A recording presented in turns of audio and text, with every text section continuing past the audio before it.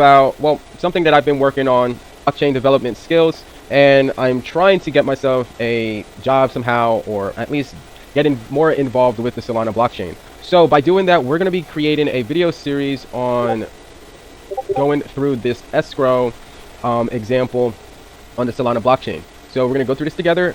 The very first video will just be going through this documentation. We're not going to do any coding right now. That will be in the future videos. We're just going to get our minds prepared. We're going to get the terminology down, and we're just going to kind of get a good understanding to what this is all about. So, programming on Solana, an introduction. This is by Paulx, and I really appreciate you giving me the approval to go ahead and make these videos. Hopefully I do you justice and can help others on their blockchain journey. Intro and motivation. So this guide is meant to serve as an intro to coding on the Solana blockchain. It's using a escrow program as an example. We'll go through the code together, building the escrow program step by step. I've also created a UI you will be able to use to try out your program. Additionally, you'll get to play with the same SPL token UI. Most of the info in this blog post can be found somewhere in the docs or example programs. Having said this, I have not found a guide that both walks through most of the coding theory step by step and applies it in practice. I hope this post achieves that, interweaving the theory and practice of Solana programs. It requires no previous knowledge of Solana, which is amazing, so you can be brand new to this. While this is not a Rust tutorial, there will be some links for Rust documentations whenever a new concept is introduced. We'll also link any relative Solana docs, although you do not have to read them to follow along. Here's something important that will be sprinkled into the post like this. On Solana, smart contracts are called programs. So, if you don't remember, in our last video, we went over the terminology for Solana, and in that section, we figured out, well, what are the different terms used in the Solana blockchain, and you can go back to that video to go through that, or you can head to the docs.solana.com to brush up on the terminology pertaining to this project. So if you ever get confused or you want to figure out, well, what does something mean and what we talked about, well, just pause the video and head on over to the docs.solana.com and terminology section to figure that out. Moving on. At the end of each section, it will be summarized like this. Theory recap. On Solana, smart contracts are called programs. You see, because we just talked about it here, and this is the recap to remember. So, what did we just learn? Well, we just figured out that smart contracts are known as programs for the Solana blockchain. That is something you should remember and make note of. I do not claim to explain all topics, but I hope this will be a solid starting point from which the reader can explore Solana further. If you are new to Solana and Rust and want to finish this post without breaks and leave with a solid understanding of all the concepts discussed and links mentioned, I recommend allocating an entire day to this post. If something is not working and you just cannot figure out why, have a look at the final code here. So we're just going to go ahead and pull that up. So this is the final code. If you aren't a user of GitHub and you want to get into blockchain development, I super recommend that you go ahead and set up your GitHub profile. I'm known as Simon Future 2 on GitHub, and here you can go ahead and star something. And another good thing you can do, you can fork a project to your GitHub profile, so then you can go back and look over the code, look over all of the documents pertaining to it, check out the README, you know, just get yourself involved and figure out what this is all about. So this is a really great way you can go ahead and do that. So moving on. The final product. So before we start coding, let's look at the final product to understand exactly what we are building. Well, it's an escrow program. Well, what is escrow? I mean, I've heard of that name before, but what does that have to do with blockchain and Solana, and how does this turn me into a blockchain developer? Well, let's figure out how we can utilize escrow smart contract in the real world. So it is a good example to look at and build because it highlights well what a blockchain makes possible while still being easy to understand, allowing us to focus on the code itself. For those unfamiliar with the concept, here is a brief explainer. I'm sorry, let me go ahead and close that out, and so you will not get notifications. So here you can see we have step 1, step 2, and step 3. Step 1, this is the user Alice, and then we have the user Bob. So the user Alice sends an asset to a trusted third party, all right, and then sends the asset to Bob. Then Bob sends the asset to the trusted third party, and then after that, it sends the trusted third party sends the asset to Alice, and there we go. Now, it's not that simple. Let's go ahead and read up on this to see what we can figure out. So imagine Alice has an asset, which is signified as the letter A, and Bob has an asset signified as the letter B. They would like to trade their assets, but neither wants to send their asset first. After all, what if the other party does not hold up their end of the trade and runs away with both assets? A deadlock will be reached where no party wants to send their asset first. The traditional way to solve this problem is to introduce a third party known as C, which both A and B trust. A or B can now go first and send their asset to C. When C then waits for the other party to send their asset, and only then does C release both assets. So, you're always watching Cryptechology. I just want to say thank you for supporting my channel, and thank you for hitting that like button.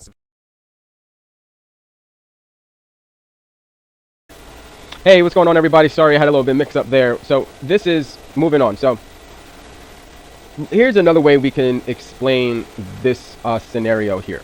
All right, I have a Pokemon card, and my best friend has a Pokemon card, and we want to trade our cards. But I don't want to give him my card. He may run away with it and not actually return the card back. You know, we're not in person. All right.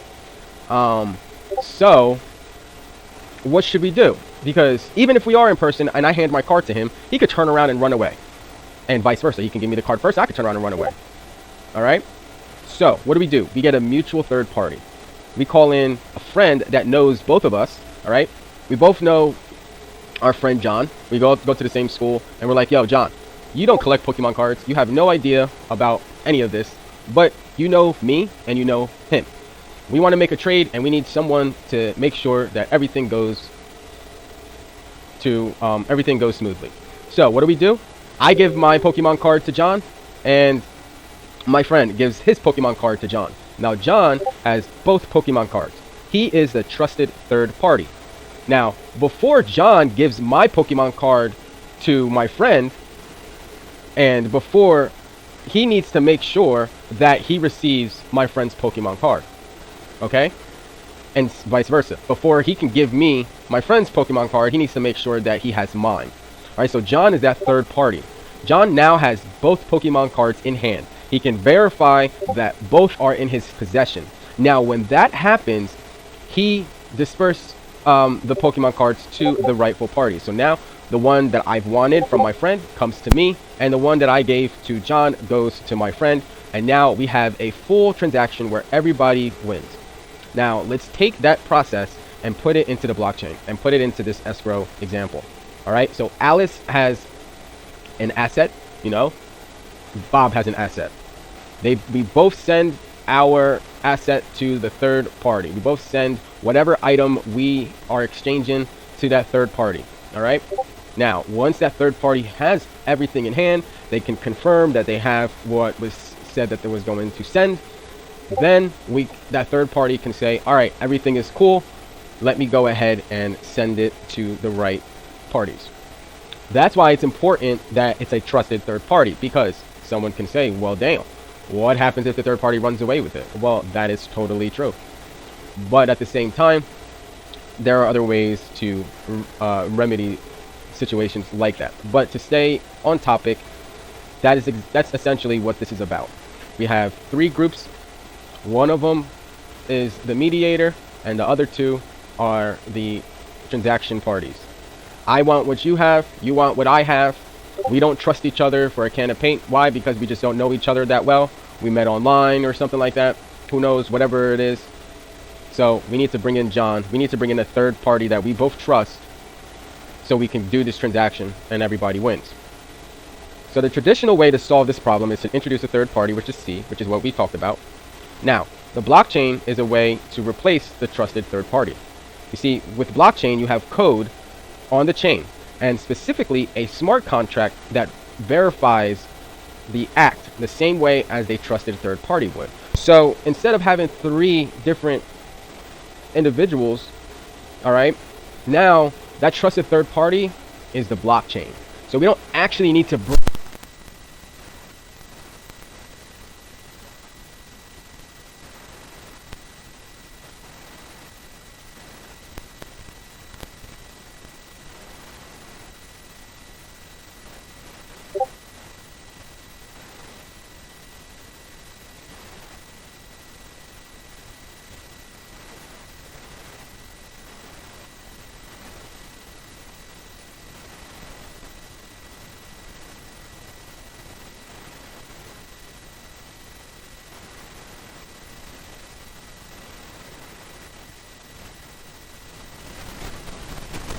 back-end deal with my friend? Or how do I know you're not going to stiff both of us out of our deal, and you already know about the Pokemon cards, right? And you got them both in hand, and you got somebody whispering to you, yo, turn around and run, screw them both. We don't need them, okay?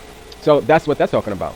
Can you be sure, you can be sure that with a smart contract, because you can look at the code before running it, all right? So you can look at the smart contract code to see, all right, hold on, is there any fishy business going on? You see, with that trusted third party, I have as much trust in you as the information that I have in hand, and that is that, all right? But with the smart contract and the blockchain, it's fully transparent. With full transparency, we create a trustless system that you can trust. Now I'm saying it one more time. With full transparency, we create a trustless system that you can trust. Now, why can you trust a trustless system? Well, because of full transparency, because you know the information. There's nothing to hide. The transactions are all there. The code is all there. Everything is there for you to see. So even though you can do some shady business, best believe you're going to get called out. And you probably might get away with that shady business one time, but then you'll never be able to interact with the blockchain community ever again. So then you ask yourself, is it really worth it? And that's what I mean by having trust in a trustless system. I don't need to have trust anymore. It's not about trust, all right? It's more about loyalty and about collaboration, all right? And it's about who you are as a person of the chain, your identity as the chain, all right? Your address, your wallet address, your position, your identity in the chain. Do you want to compromise your chain identity to screw somebody over one time and lose out on a lifetime of possibilities? I mean, if that's what you want to do, that's on you. But to me, I want no part of that, because why would I do that when I could win doing it the right way? As long as everybody follows the code of the chain, and then it's not about trust. Because, yeah, you can still screw me and I lose out, but you think I'm not going to let anybody else know that you screwed me? Like, you think you think your transaction is not going to exist on a blockchain that everybody else can see you screw me? So then now everybody knows not to interact with you because you screw people, and you still don't care that it's transparent. If that's you, then that's you. But what I'm saying is that we don't need to focus on trust when the whole point of it is, well, what type of person are you? Because it's going to come out. Your transactions are going to be there on the blockchain for everybody to see. You can dig your own grave. That's on you. But me, this is an opportunity for all of us that may not have the financial freedom like the wealthy. Blockchain has given us the ability to do that again. It's given us an opportunity for the people. So we don't need to compete with each other, all right? That fiat world strategy of you do you so you can get your promotion, you don't care who you step on to get there, like that doesn't need to exist in the blockchain. It's just not necessary. You see, for a blockchain project to be successful, it's about collaboration, not competition. I don't want you to compete with me. I want you to collaborate with me, because by you collaborating with me, we show the world how we can be an example of the benefits of the blockchain. And by doing that, people will be drawn to our passion, to our positivity, creating mass adoption, circling in returns in a full circle. So it will come back to you to help you level up if you focus on collaboration and helping other people. Because by me helping you succeed, you should be helping me succeed, and that should be going across the board. And if everybody's doing that, then we all help each other win. We create mass adoption, we have more users, we have more transactions, we have mining rewards, we have this, we have that, we have yield. We have exactly what we're looking for in the beginning, which is to level up. But one way is the fast way. You level up by yourself, you do all the work. Hey, if you can get it, you get it, that's on you. But if you can do it as a team, make some friends along the way, make some lasting memories, and still level up, I mean, if I'm not an RPG geek, MMO RPG geek, like, I don't know, I mean, like, that's everything. That's everything right there. I mean, who really wants to go at things solo? I mean, it's fun after a while, but damn, it gets boring and alone when you get to the spot and you're just like, man, you got no one to share the moment with.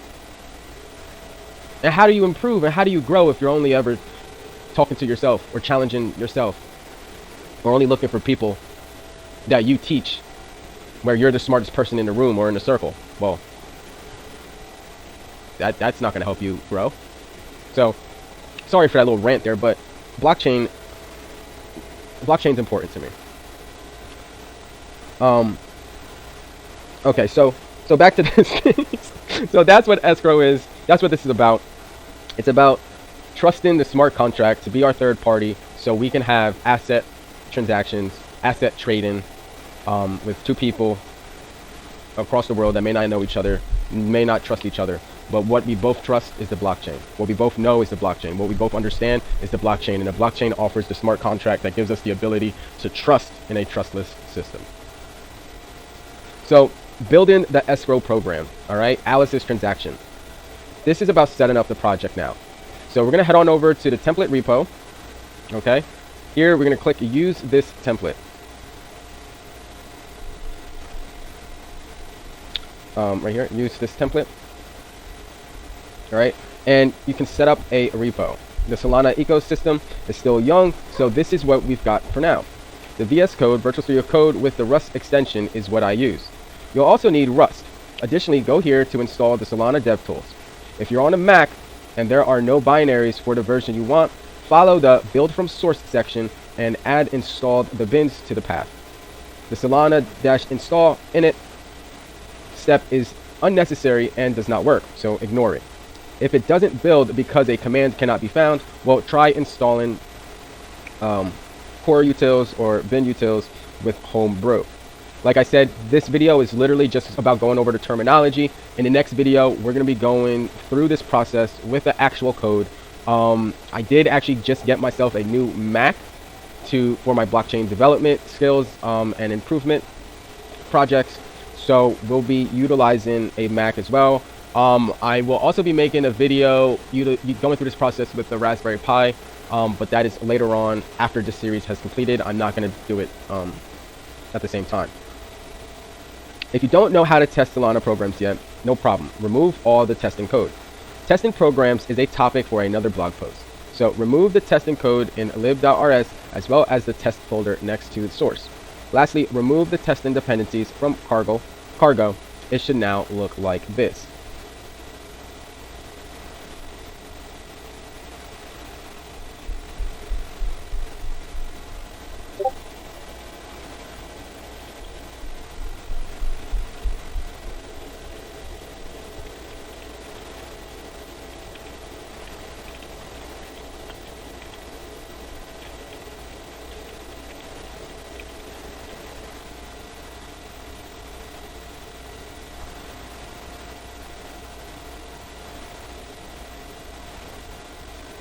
Alright, so here we go. We're going to need to, this is the environment setup where you're going to need to install Rust and install Solana v1.6.2 or later. Here you can get it through the docs Solana CLI install and tools. You can also build and test for program compile.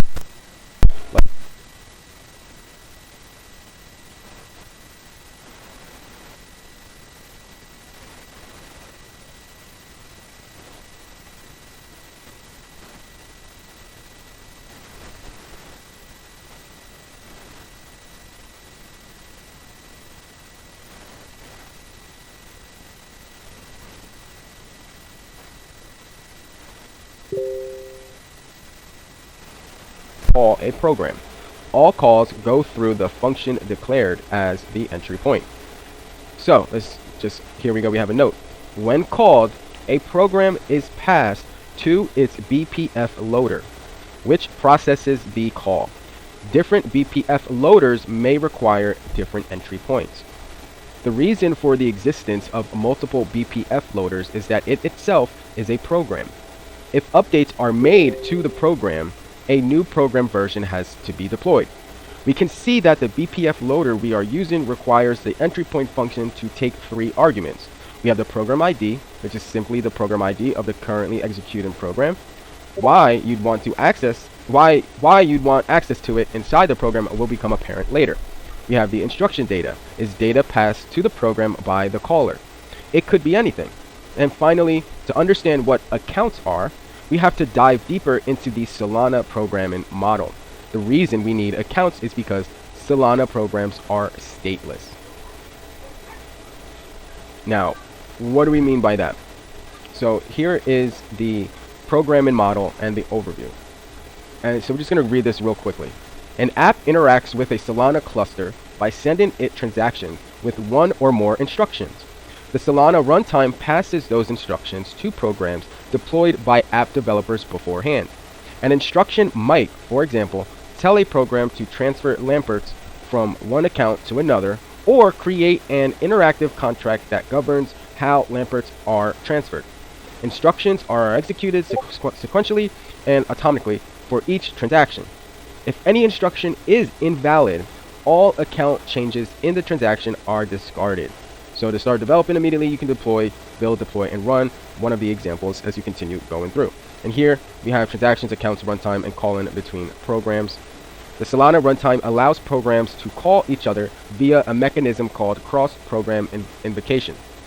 Calling between programs is achieved by one program invoking an instruction of the other. The invoking program is halted until the invoked program finishes processing the instruction. Alright, so as you can see, there's a lot that goes into this. We will be diving deep into all of this down the road. So, Solana programs are stateless. If you want to store state, use accounts. Programs themselves are stored in accounts which are marked executable. Each account can hold data and SOL. Each account also has an owner, and only the owner may debit the account and adjust its data. Crediting may be done by anyone. So here's an example of an account. As you can see in the example account, it has its owner field set to the system program. So let's go ahead and take a look at that. So here we have the Solana Explorer beta version on mainnet. Actually, and here you can see there's mainnet, testnet, and the devnet. On testnet, I have an example here. Let me show you. Let me log into my wallet.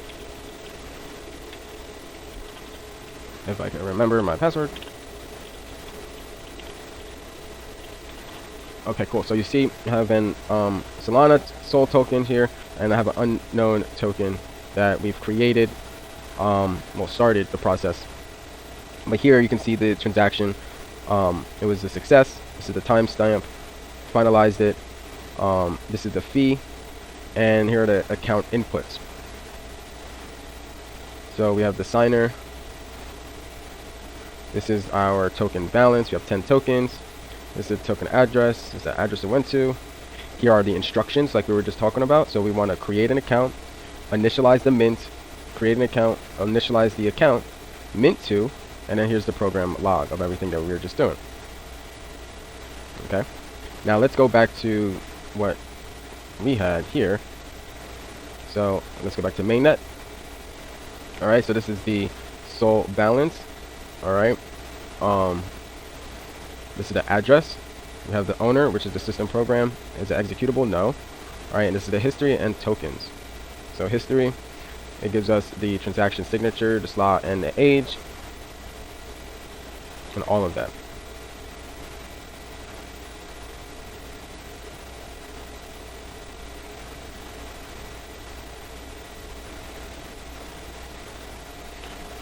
Accounts can only be owned by programs. Now, you might be thinking, does that mean that my own Sol account is actually not owned by myself? And you'd be right, but fear not. Your funds are Safu. I'm sorry, I never even heard that word. What does that mean? Obviously, funds are safe. Safu.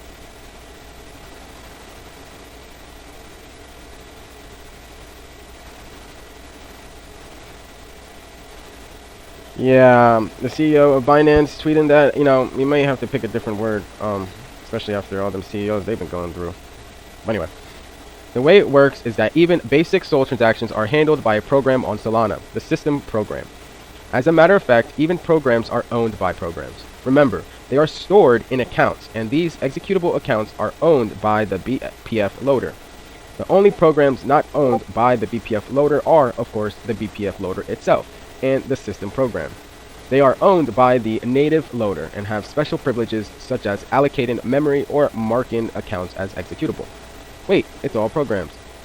Always has been. I don't like that picture. If you look at the system program, you'll see that although the program owns all basic SOL accounts, it can only transfer SOL from an account when the transaction has been signed by the private key of the SOL account being debited. Here we go with another note. In theory, programs have full autonomy over the accounts they own. It is up to the program's creator to limit this autonomy, and up to the users of the program to verify the program's creator has really done so. We'll get to know how a program can check whether a transaction has been signed and how a program becomes the owner of an account in a bit. Before we conclude the entry point section, there is one more thing to know. All accounts to be read or written to must be passed into the entry point function. One more time. All accounts to be read or written to must be passed into the entry point function. This allows the runtime to parallelize the transactions. If the runtime knows all the accounts that will be written to and read by everyone at all times, it can run those transactions in parallel that do not touch the same accounts, or touch the same accounts but only read and don't write. If a transaction violates this constraint and reads or writes to an account of which the runtime has not been notified, the transaction will fail. Now, to finally conclude this section, we create a new entry point file next to lib and move the lib code there. Finally, register the entry point module inside lib. You will have to do this for all files we create. This is the code, pub mod entry point, and here is our theory recap. So, we went over a lot in this first section of our video. Let's go over real quickly what we learned. Well, each program, alright, a smart contract is known as a program in Solana. Alright, so each program or smart contract is processed by its BPF loader and has an entry point whose structure depends on which BPF loader is used. The accounts are used to store state because this is, alright, accounts are owned by programs. Only the account owner may debit an account and adjust its data. All accounts to be written to or read must be passed into the entry point function. Here is instructions.rs part 1, the general code structure, and the beginning of the escrow program flow, the code structure. So here we're going to take a quick break, go stretch your legs, do a little dance, get yourself hydrated, and come back in 5. We'll go through the rest of this escrow Solana project.